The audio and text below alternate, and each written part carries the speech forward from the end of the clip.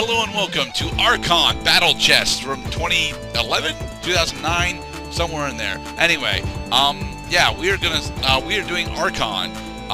Those of you that have been around the internet for a long time may know Archon as that old NES game, the Light and the Dark, where it was essentially battle chess. And yeah, we're doing battle chess essentially. Yes. And we're doing the campaign mode all the way through. All 4 campaigns. Get ready. I will say that, to be perfectly honest, this is a really ill thought out idea, but I needed to record something, so I decided to record Archon. This looks amazing. I will have you know. Honestly, I know. This is really fucking fun, and I wish we could actually play this together. But the thing is, I'm running a pirated copy of Archon because, despite the fact that it's $10 on Steam, it's $10 on Steam that I usually don't have. You know? Okay, so as I was saying, I know this is the first I've seen anything on these games, and I already love it. Oh yeah. Have you played Wrath Unleashed for the PS2, perhaps? I have not. All right. How about Holy War for the PS1? Nope.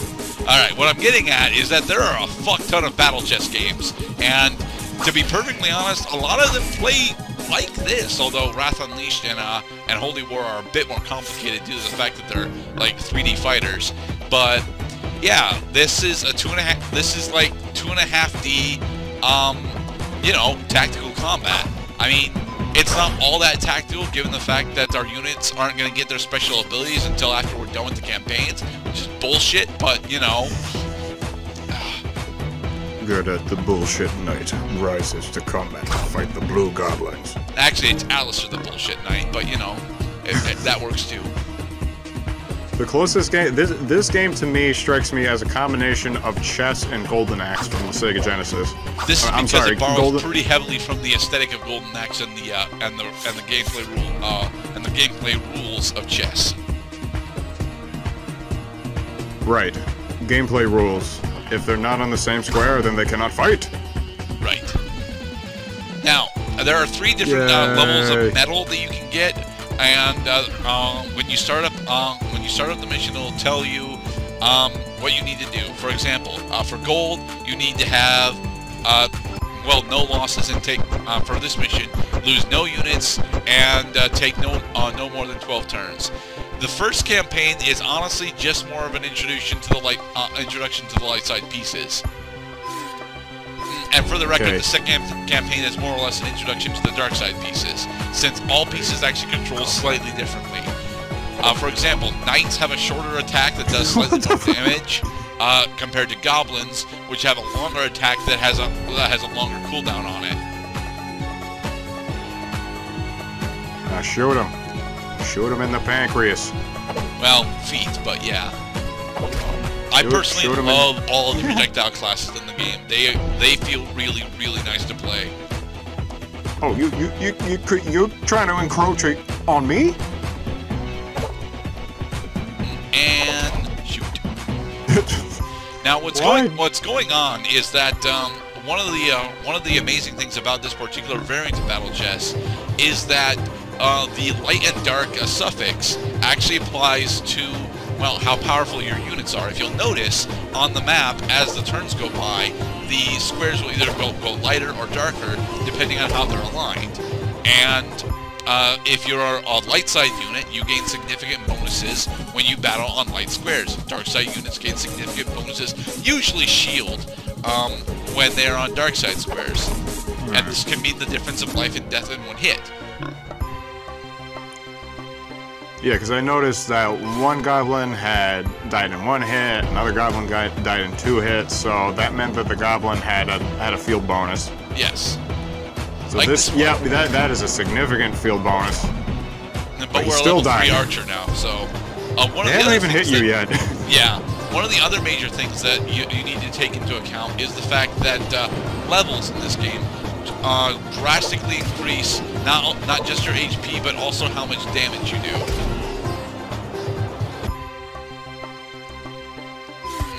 And it's why, you know, the projectile units are so much better than the goblins, because the Goblins and Knights, because the Goblins and Knights, as DC put it when he was playing the 89 version of the game, they are fodder for dying. Just about. All they've done successfully in life is death. Yeah. They suck. This guy doesn't even have a field bonus. He's toast. Toast! Toasted crackers! There are only 2 left. It's been a fucking sweep. And shoot. Oh, you think your square bonus can save you? You're wrong. Well, he's only partially wrong. So they're gonna arrive missions where you have to protect some stuff? Yes. Usually squares of power, which we'll get into later as they become relevant.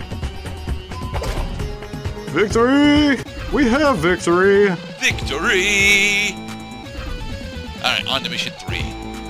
Rock and roll. Archers. I was originally planning to actually narrate these, which is why we stay on them for a bit longer. But if you'll notice, there are squares of power on this map. In order to successfully clear this map, what we need to do is, well, sit on all 4 squares of power, or wipe out the opposing forces, which usually ends up with us, you know, standing on all 4 squares of power. However, if they actually stand on all 4 squares of power, which they were just about ready to do, they automatically win. Nice. This is my square power. I actually have a square bonus here. You are blue and inferior. Good day. Take down the Manticore. The Manticore is actually the equivalent of the Archer, not the Basilisk. The Basilisk is way more powerful than the Archer. Oh, now I see. Because he fires a very slow projectile, but you know, a projectile. The Basilisk also fires a projectile, but it's a very fast projectile. I cast my enchantment. It says simply, you cannot lose the game, and your opponents cannot win the game. You know that that's an actual MTG card, right? It is an actual MTG card. The equivalent is to stand on 1 square of power at all times. You can't lose as long as you don't die. Yeah, but you're very likely to die eventually if you just stand on a square of power. And it's because these guys keep how much health they have, don't they? Yes, and standing on a square of power in the normal game, not the campaign, but in the normal game, will actually passively heal your units over time. You can shoot on a diagonal too? Yes. This game is cool. This game is very fucking cool.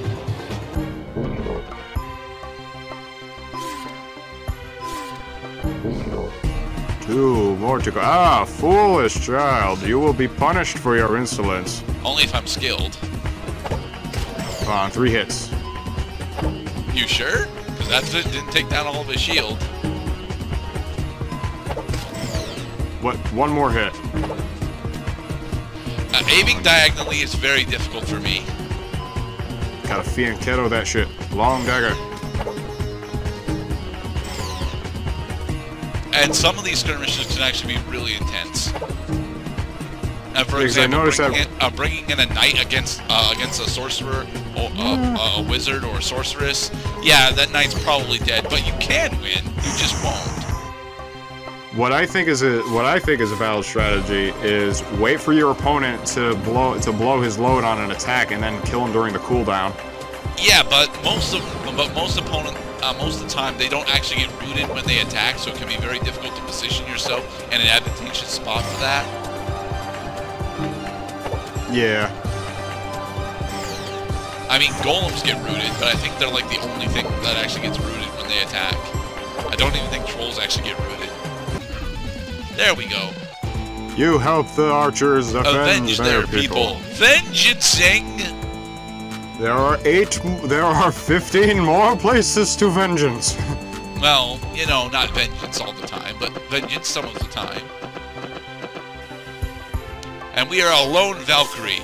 This is actually to teach you about how flying in the game works. Flying is very important, as you can fly over pretty much all obstacles in the game.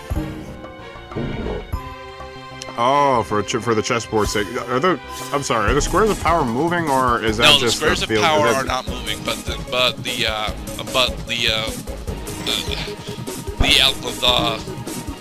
squares themselves are shifting alignment.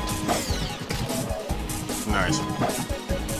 I personally like the Valkyrie because she hits pretty damn hard, but she is not honestly the unit that I would prefer on the light side. My favorite unit on the light side is actually the Jin, but you know, the Jin is something that we won't be covering for a bit yet. Is it a genie? It is a genie. Nice. Also, this map only gives us one unit, so if she dies, we lose. That's okay. See, you leveled up. That means you get all your health back. Yes, leveling up does restore all of your health, which I think is kind of broken, but you know. That's a thing, and that's a thing across like all video games. It kind of begs, but at the same time, it begs the question. Well, you leveled up. You are more powerful, so you should have no weakness at the moment. Yeah, nah. I am too used to certain JRPGs not actually going with that trope. For example, Final Fantasy is notorious for not actually having that be a thing. Oh, you so right. You'll have like one of the things that leveling up does, it can actually change the properties of your attack. Now, my Valkyrie being level 3 has 8-way shot. 8-way shot is fucking amazing. Yes, it is. Here, let me put myself in position so you can kill me right away.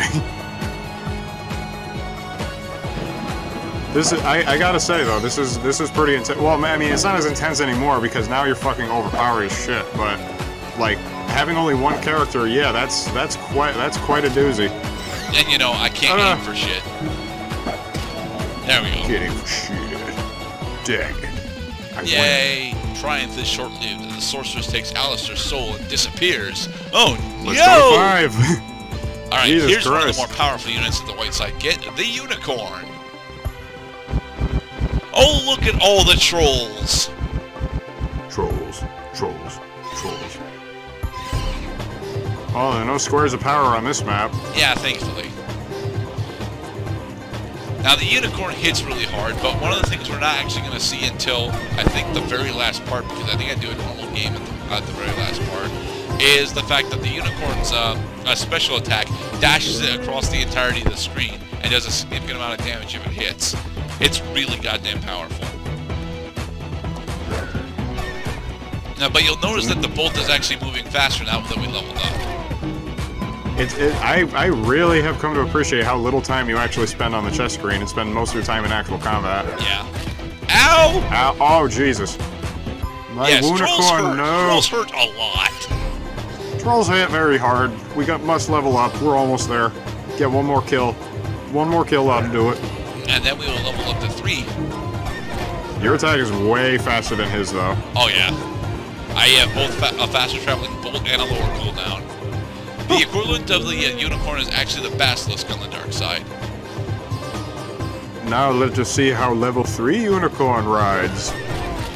You know, just I pretty much have a railgun. Back to square one, I see. Now you have to kill 2 trolls without getting hit. Yep. Because levels cap at 3 in this game, which I think is fine. He has a square bonus. He has a troll bonus.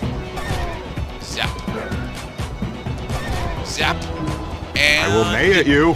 Zap. Nay. Nay.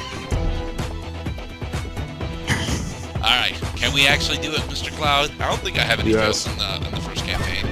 Yes. There we go.